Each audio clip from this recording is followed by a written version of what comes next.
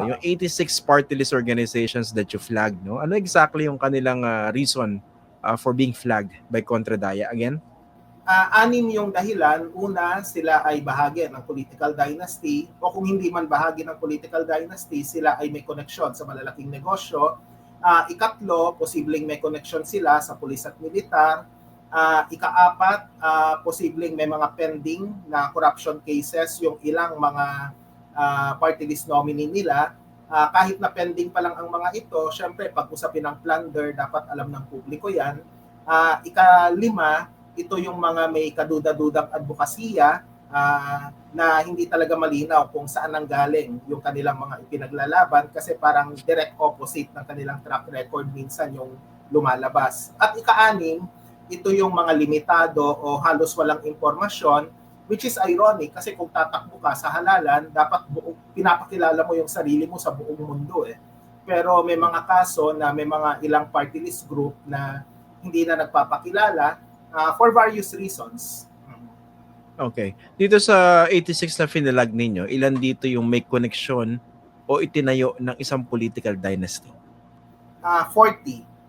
To be 40. more exact. 40. Okay. Pero may konting nuance dito kasi yon sa research kasi it's all about nuances sometimes. Hindi porke 40 party list, eksaktong 40 rin yung mga political dynasty na to. Kasi merong mga party list group na minsan dalawang dynasty yung nagsasanib puwersa. So, kung mamarapatin mo, no holding back naman ito. AXIS is an example na mga Tulfo at saka mga Yap. So, may mga ganong nuances minsan. So, mahigit 4 na po yung mga political families. Meron din bang ano yan, parang nag-overlap for instance yung link to political dynasties and big businesses? Correct. Yeah, definitely. May mga ganon. Meron din naman, may connection sa militar at police, tapos political clan din sila. Meron din na dubious na yung advocacy, tapos political family pa rin. So, may mga overlapping yan. Kulang na lang siguro yung pangalan ng party list na ang Garapal party list.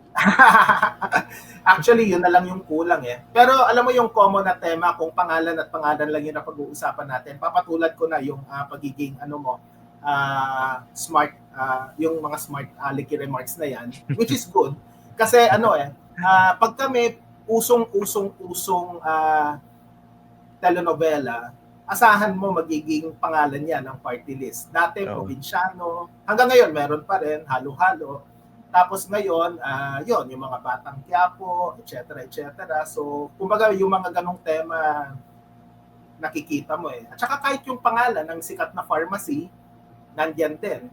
In fact, kahit yung logo nila parang kinopya eh. Tataka nga ako bakit hindi, yan, total late night banter naman ito. On a personal note, hindi naman to stand-up Kontradaya, pero nagtataka ako yung pharmacy na to, hindi nag-file ng copyright claim dito sa party list group na to, na halos kopyang-kopya yung kanyang logo. Parang alam ko yung binabanggit mo, Prof. Danny. Actually, totoo yan. Yung mga pangalan kasi ang weird na eh. Di ba? Merong Agimat, Tutok to Win party list. Parang pag nakita mo, ano ba to? Political party or party list organization o brand ba ng isang, di ba? Parang nakakaano na eh.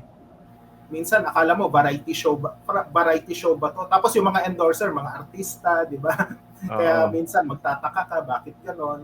At saka yung government program na sikat, again, isang palaisipan din ito, kung ikaw yung government agency tapos gusto mong protektahan yung program mo, dapat hindi mo hahayaan kahit na sino na ipagamit yung pangalan na yon, kasi yung parang nami-mislead yung mga tao, yung isipin nila, ito yung government na ayuda program, kaya pagka binoto natin yan, baka dumami ayuda natin. So, ito ba yung ito ba yung tupad? Isa yon, may isa pa. AKAP, meron din? Meron din. Hindi, pero ito yung nagli-lead ngayon sa survey. Kasi nga pangalanan na natin, holding ano ba isa? 4-piece, di ba? Yung 4-piece party list. Na mga political clan din, di ba? Yung nagko-control. Problema, wala yatang, as far as I know, meron bang strict rule ang COMELEC against the use of names dyan? Wala, pero may usapin din naman yan ng common decency, for lack of a better term. Isa yan. Propriety. Oo. Propriety, ethics, di ba? Tapos again, hindi ako nagkukunwaring maalam sa batas dahil di naman ako abogado, pero siguro naman may copyright and trademark infringement pagka logo mismo yung ginagaya, di ba? So, again, hindi siya masyadong nagiging malaking issue.